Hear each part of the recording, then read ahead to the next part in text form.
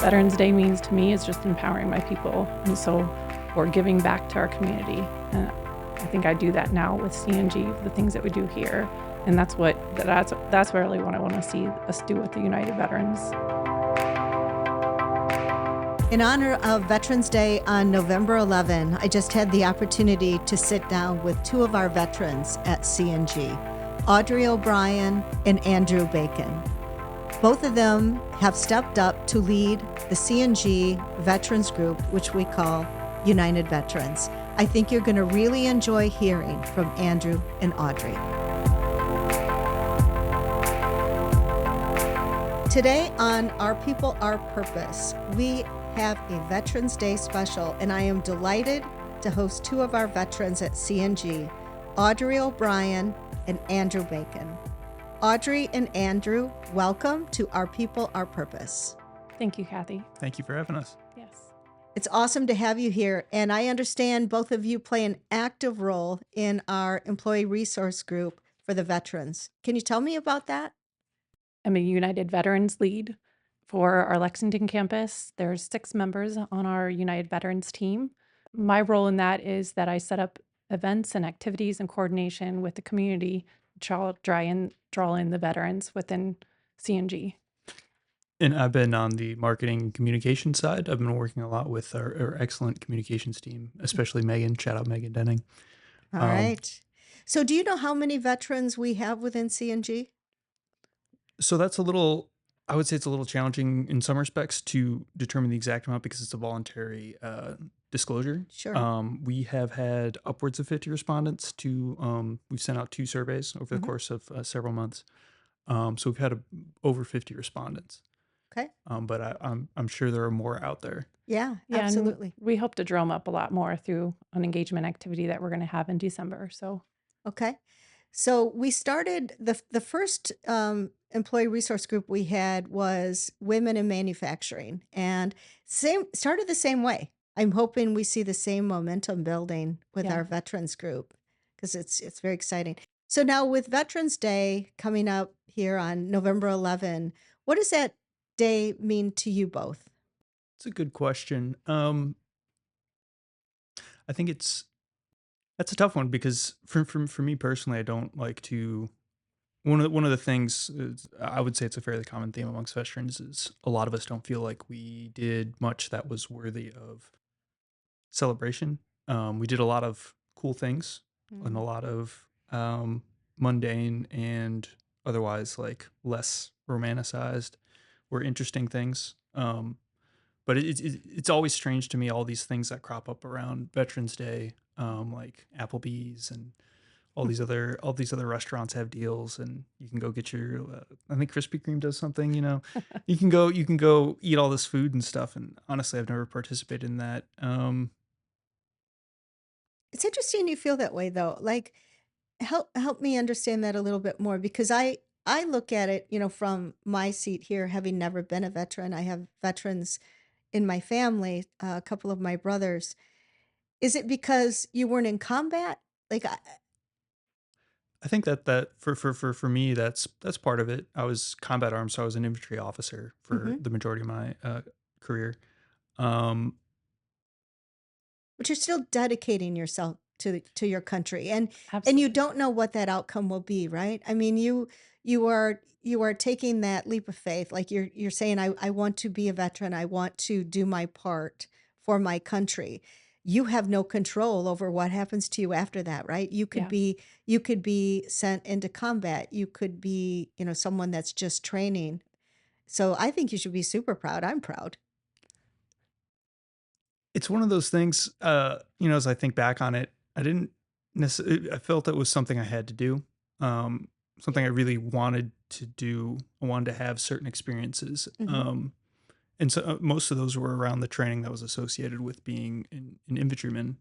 I thought it was the coolest thing. And now with a lot more experience and reflection, there's some things that are kind of difficult to square in some respects, but overall, it's wasn't something I was thinking too much about in terms of the back end. It was just more, I feel in order to live this a complete life or a life with less regret as opposed to more. This is one of those fundamental things that I feel I have to do.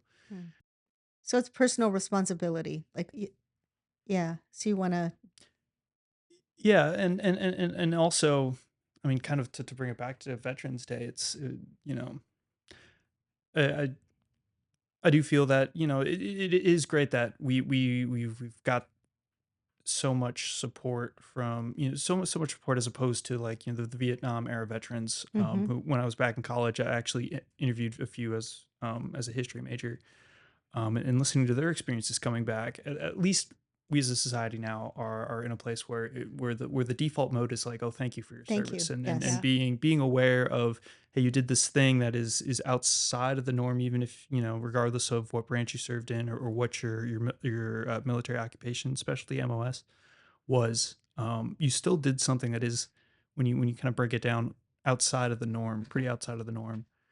And that's one of the things that I'm excited about with United Veterans is to bring in people who've had those perspectives, and talk about them more, hmm um, and make that more part of a more normalized conversation. Yeah. I think it's great. How, Audrey, how about you? Tell me about your experience. Sure. I've always wanted to join the military because I couldn't pay for college. And hmm just to be honest, I went did a year of college, and then after that, I was like, my parents said that's all we have. hmm So at that point, it was about money for me. I wanted to be able to get through school without debt. And I don't know why, because that was the way I was raised, but just didn't want to have that lingering. But after being in the service for 6 months, a year, that quickly became this is about enhancing each other. I have a bigger role to play. And I hmm felt that going into my 2 year, 4 year, 6 year military career, I did the 6.5 years at the Air National Guard here at the 179th. I was a supply specialist. hmm And what that meant is I bought services, supplies for the 179th. I was a customer service representative and kind of gave me empowerment, leadership. So, what Veterans Day means to me is just empowering my people, and so or giving back to our community. And I hmm think I do that now with CNG, the things that we do here, and that's really what I want to see us do with the United Veterans. Yeah, it sounds like there's a real need, Yeah. to bring that group together. I think there are, the camaraderie, number one, but I think also just the sharing, Sure. of individual stories. Like, what attracted you to the military? I bet everybody has a different story, Mhm. right? So, Audrey, did you then continue? Did you go to college while you were Yeah, in? I have a great experience, that I was able to join the military. I was in Europe countries that I was able Mhm. to do my college classes online. So Really? Wow. that's what the Air National Guard enabled you to do, that you could do 1 week Mhm, in a month. mhm, But then 2 years in my last year of my commitment, I was sent overseas to Operation Enduring Freedom.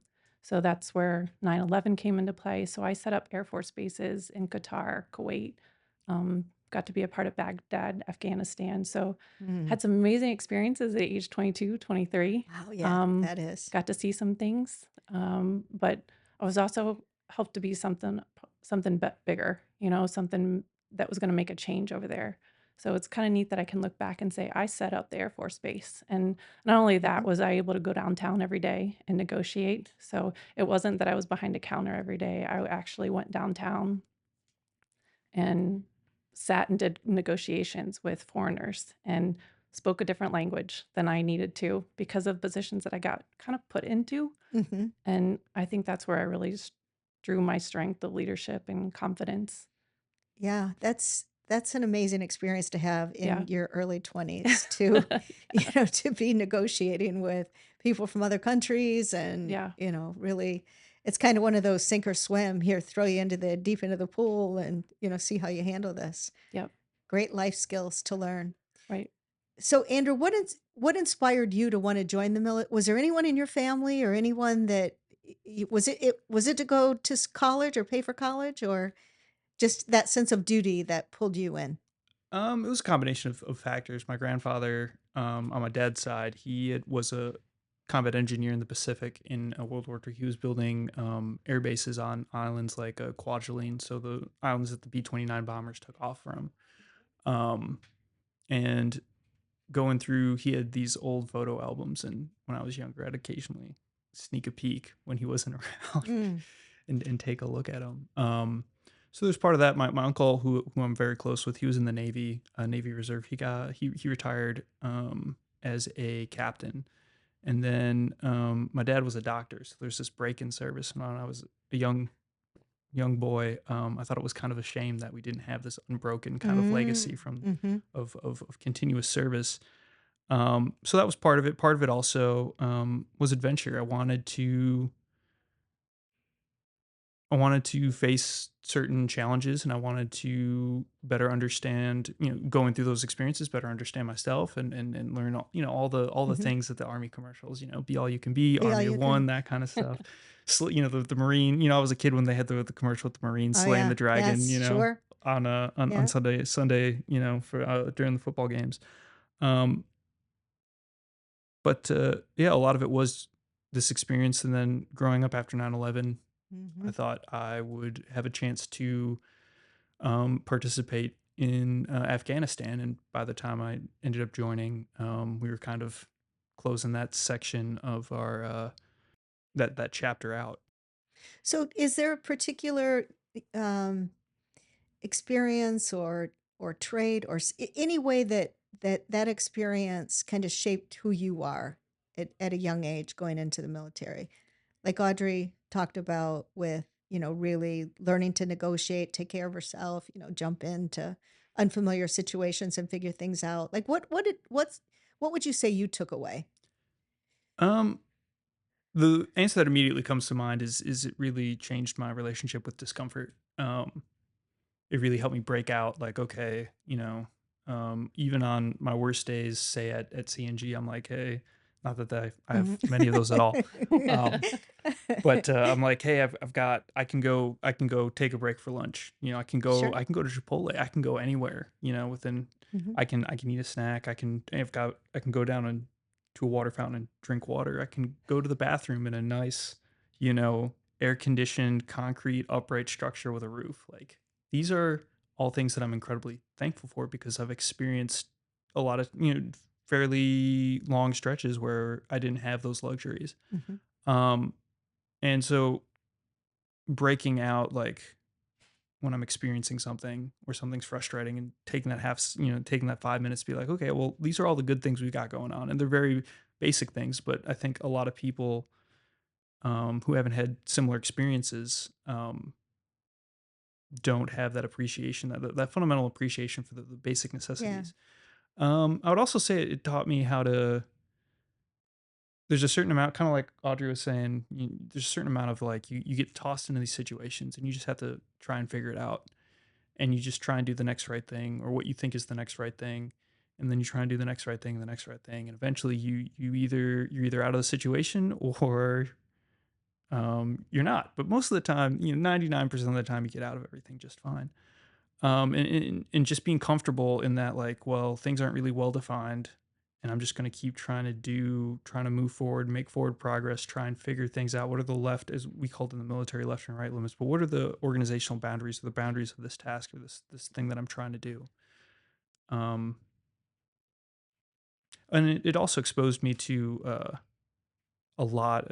One of the great things about the military is it brings in people from all walks of life, especially on the enlisted side. Mm. Absolutely. Yeah.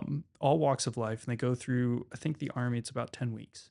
And you take kids, 18-year-olds, and you put them through basic training. And by the end of this 10 weeks, they can shoot, they can march, they know how to address, they know how to, like, address different ranks, and enlisted an officer. They know how to, like, comport themselves. They've been indoctrinated into a product. They've basically been molded into this product that the Army wants them Mm. to be in. And I don't really know of any other organization that is that successful in any kind of training Mm. over such a short period of time. But it exposes you to people from all walks of life, from inner city Baltimore. I had soldiers from inner city Baltimore, and we were best friends with kids from, the holler of West Virginia. Yeah. So it was a really great kind of melting pot experience that I highly valued. Mm. I love that. Audrey, anything more you would add?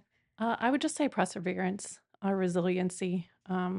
Actually have that marked on my foot as a good reminder. Like Um, tattooed? yes. Ah. I've been through a lot of personal health con- hurdles in our life as far as a family, and I think definitely a strong-willed, but the military teaches you that there's those challenges that you, like Andrew was saying, that you constantly are you pivot and change, and that's kind of a lot what we do with our manufacturing world. There's especially in procurement world, I can Hmm. say that in EHS world, there's a lot of things that happened during my career here that wasn't what I had planned out for that day. However, an Hmm. employee made a decision or took an action that I had to address and correct, and kind of those military skills kind of kick in to say, you know what, we're not going to handle it that way, but we're going to go forward. Yeah. And I think resiliency and perseverance have a lot to do with that.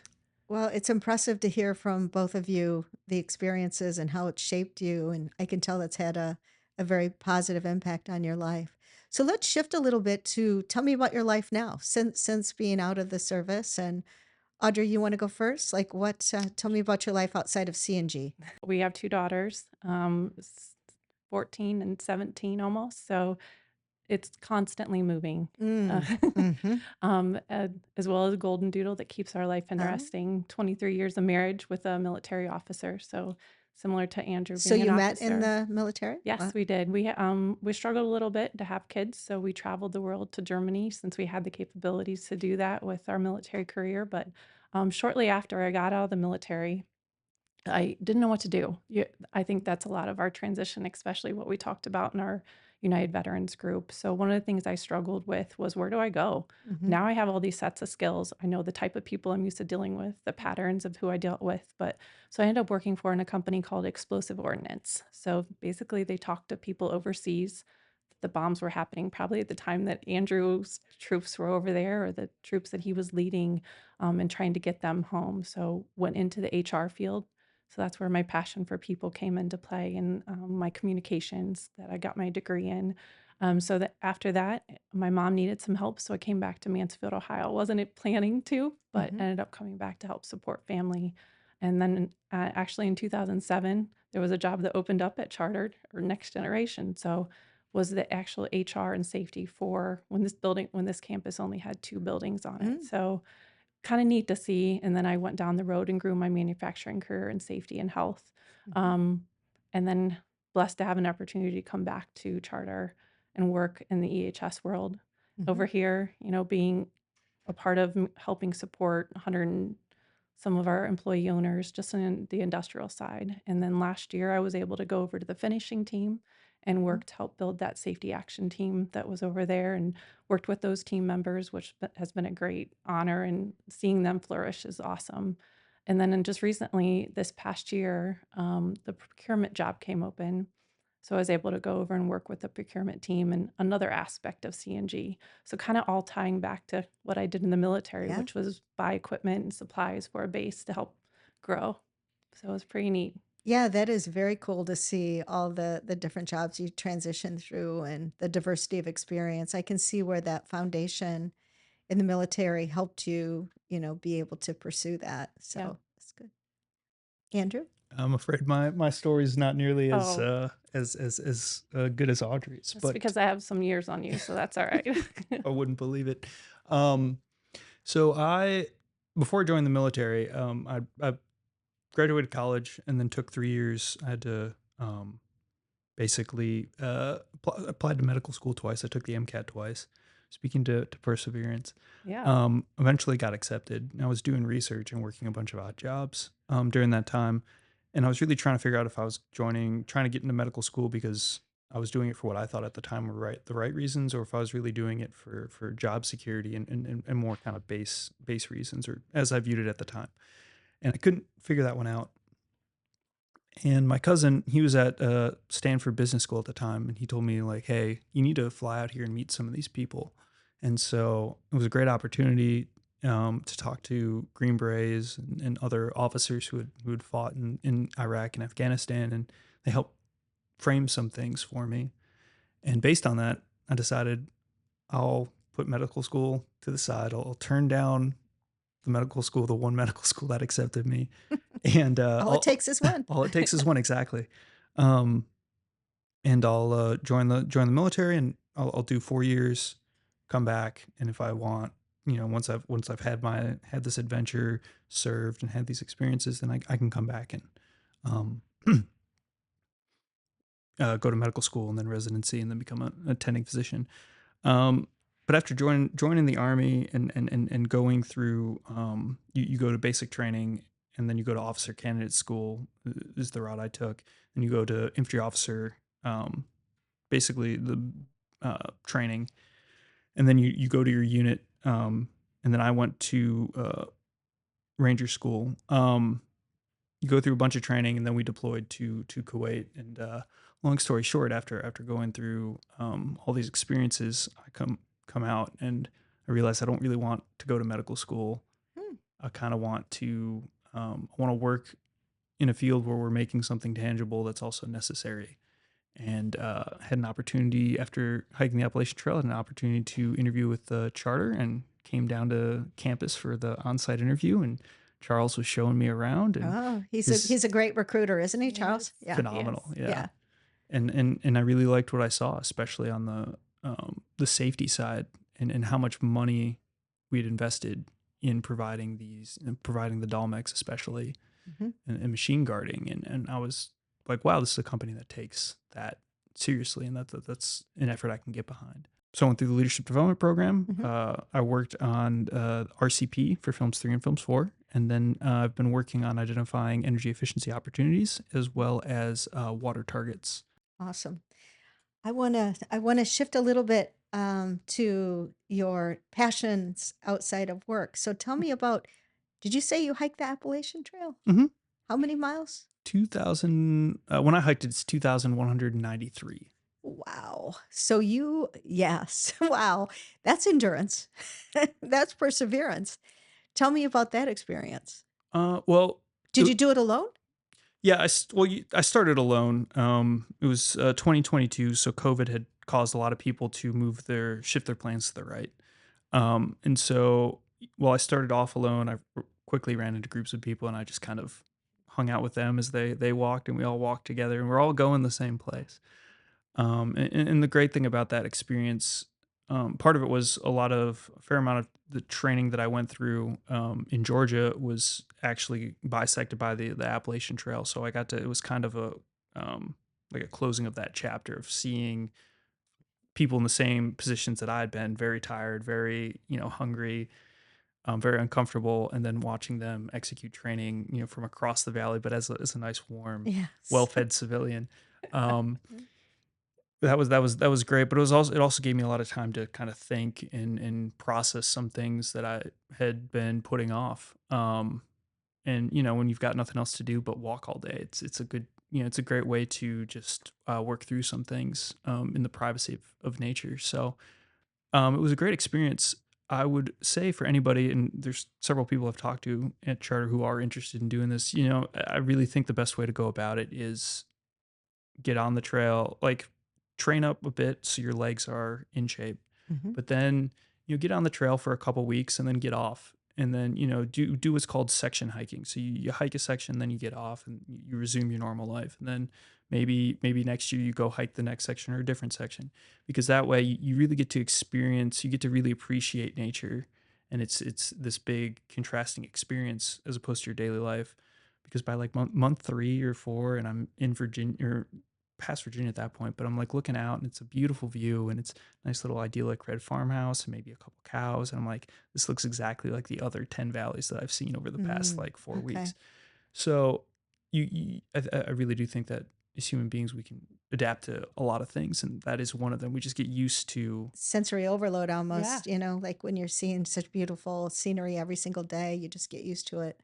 It's like when you have a beautiful view that you're looking out over and day after day after day, after a while you don't notice it, right? Yeah. Because it's become ordinary.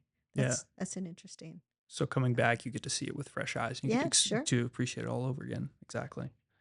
Audrey, what I know you have two daughters and you're Yes. married and you're what else do you like to do outside of work? Truly enjoy just being outside. I didn't get to hike the Appalachian Trail, but I will definitely put that on the future list of somebody else. I will support somebody else doing it. But I do love being outside. Anything adventurous. I love the water. We spend a lot of time up at Lake Erie, just to get away. It's an hour, but it's an easy getaway and escape. So somewhere just to be calm.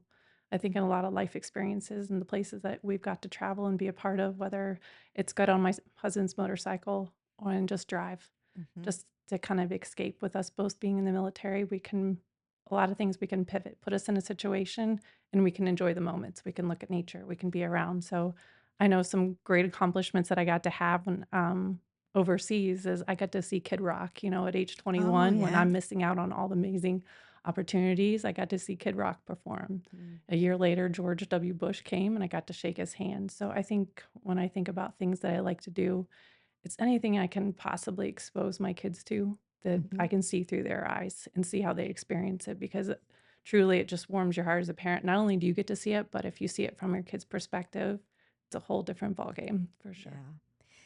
Yeah. One of the things both of you said in different ways is being in the moment, like really being present. I think that's something we forget often, right? But when you think back over your life, like those moments you mentioned with Kid Rock and meeting George W. Bush, that's a moment, right? And we have to Mhm. savor those moments versus, moving on to the next thing. Sure. And to your analogy of hiking the Appalachian Trail, you don't appreciate the moments after a while because they're all blending together. But that ability to just be present and notice what's going on and feel all the feels, right? Like be really part of the experience. That's when you look back on your life, those are the things you remember. Yeah, So for sure. I want to hear more about the veterans group that we have here at CNG, United Veterans. Yes, United Veterans. So, if someone's interested in being part of it, tell me, how do they get involved? And then once they're involved, what can they expect? Well, a really easy way to get involved is email United Veterans one at CNG. It's an email inbox that we all check Okay. regularly, and pay attention to the announcements that are going to be coming out. Yep. We Uh, put a QR code mhm. on TVs and as well as poster communication out there. But really driving it is just create members of the military and veterans community along with their allies to support them. Our main purpose is enhancing our lives, and how can we enhance those lives with people within our community at your work as well as outside of our community. Hmm. Um, yeah, And also serve as a support system or resources as veterans work to navigate transitioning from the military and also trying to navigate the VA, which can be a very uh, confusing bureaucracy. Um, so yeah, support systems within the VA. I think we'd really like to tap into some of those because I know when I got out, even though I only did a 6 year and a half commitment, I struggled. Well, you you're healthy, you Hmm. weren't hurt, you deployed, so go get a job. So that's kind of what I thought to do, but there was so many other resources available to me that I wasn't aware of or a part of. So I guess my next chapter in life is looking forward to trying to tap into some of those resources because I'm still learning about them and I'm 20 plus years outside of the military. So, someone in the veterans group here could, you could all kind of exchange ideas on different things that have worked for individuals or what resources they've been able to tap into. And so, Absolutely. do you guys have then a virtual meeting periodically, once a month or once a quarter? yeah, our next meeting is going to be virtual, Okay. just because we're so spread out Yeah. across the various plants, but we are working to identify site leads so that there can also be an in-person communication element as well. Okay. Yeah, it's actually set for December 10th, 8:30 and 9:30. So look for some communication on what that looks like, our mission, our charter that we created. So we'll be able to communicate to those individuals that did sign up for to be a part of it, whether it's you're just a support staff for to allies to our veterans or you'd like to actively know more information. So that's when we were hoping to get that communication out. Is there anything else that you'd like to communicate to the veterans group here? Even if that's just a veteran or a service member that wants to share stories or say you're not alone in this, you're thinking about, hey, your PTSD is still a thing for people, even if you're 10 years outside of the military. And sometimes those things are those conversations or the impact that you made there or what it can make here at CNG can be impactful. So if we can work together to help support that, then It's worth a conversation. That's great, Audrey. And I would also say that when you go through, especially at a young age, but you go through basic training and you're taught certain ways of viewing the world, and then you serve, whether it's 4 years or longer, um, those ways of viewing the world are reinforced, and it's can be there are times where it's just a little strange. You're now in you're back. You never really left in some respects, the broader society, right? Like you still have all the things that were ingrained in you and your child, but you also have this other stuff that was also ingrained. Um, and so it's just nice to talk to other people that have gone through Mm. similar experiences and have had those same kind of lessons drilled into them. Because the military, I mean, we are changing, but we haven't changed that much. It's still very much, the same way it was 20 years ago, 20-ish years before that. I mean, there's Hmm. still you have a lot more in common than you realize. So reaching out and just connecting with other people that have shared those experiences is a good thing. And Well, thank you both for sharing that, the insights that you have, the experiences that you each individually had, and how we can help support other veterans at CNG. Thank you, Kathy. yes, thank you. So at this point, I like to, turn the microphone around, give you an opportunity to ask me a question if you have one. Sure. So listening to the podcast, it sounds like you've gone through several transitional periods in your career and in your personal life, being a mother, being a grandmother. So I was wondering if you might have any advice for people out there who are going through transitional periods, whatever those may be. Yes, that's a really great question, Andrew. And it is there when I look back on my life now and, you know, sitting here from decades of wisdom that I have gained, you gain that through experiences. Some of them you treasure, some of them, you just try to get through. And transitions in life happen and they're normal and you need to expect them. But I can think back on my life. One of the most challenging times for me was the transition from becoming an empty nester. And Audrey, you're on the cusp of that, right? Yes. With a 17-year-old and Hmm. 15, Yep. 15-year-old. And when you're a parent, you're all in every day being a parent, right? It's like you get up, you're getting the kids ready, you're worrying about them all the time, you're thinking about their after school activities. And all of a sudden, like that, it seems like they're off, right? They're out on their own, whether they're off to college or whatever they might be doing. And that's a transition you can't really plan for, and all of a sudden you're, the empty nest syndrome. So you looking at my husband like, okay, now what? Now what do we do? But what happens is you start to think about, you know, how do I need to continue to evolve? My life doesn't end here, right? With my Right. kids leaving home, it's just beginning. And I always think about life as chapters. And so when I think about transitions, it's chapters. Which chapter of my book am I in right now? And you're in the parent chapter, then after that, maybe the chapter for me became more opportunity to really devote myself to my career, and now really wanting to empower and enable employees here at CNG to bring out their best, and to be all we can be, right, Yeah. at CNG. And so even like, because Andrew, you're much younger than me, your chapters so far in your life, you think about your childhood was a chapter, military was a chapter, hiking the Appalachian Trail, that was a chapter. And with each chapter, you're learning about yourself, you're learning about life, you're shaping yourself, and you're writing your own book, right? And you get to write that ending. So you just keep working on yourself. That's awesome. I'm nervous about these chapters coming up. So, I know. That's so a tough I one. might need to exchange Yeah. numbers here with you. Yeah. Audrey, anything you want to ask? No, Kathy, I appreciate you sharing that, and just want to again say thank you for sitting down and taking the time to meet with our United veterans. And it is a humbling thing to say. It's awesome to be part of a company that's supporting United Women's and the Mm-hmm. manufacturing, but also United Veterans now. Yeah. So it's awesome that we're going to be able to lead that charge, I guess, in a way. With that being said, if we were able to, how do you see CNG kind of helping maybe pull some people from the job fairs that maybe we're not noticing as far as for Mhm. veterans, or that could bring in those leadership skills that we may be missing? Because I think when looking back, those were some of the great traits. We talked on some of those that the military did teach us. How can we Mhm. pull from that maybe job field a little bit more? Yeah.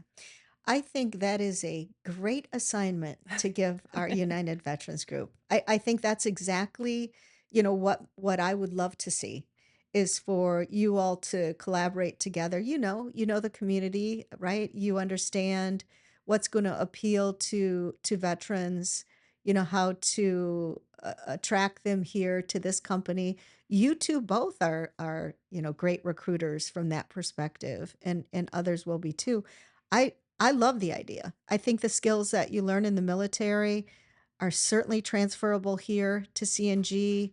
You're learning more about yourself. You're getting exposed to lots of diverse situations, lots of diverse people, gaining your confidence. Certainly all those skills that you learn in the military apply here, and we want more veterans here at CNG. So I'm going to challenge you two to have a discussion within your group and make a recommendation on what else we can do. Love it. Thank you. All right. Well, Audrey and Andrew, thank you so much for your service to the country. I appreciate the sacrifices that you made, and I'm so proud to have you both on the CNG team, and best of luck with your United Veterans Group. Thank you. Thank you. Thank you.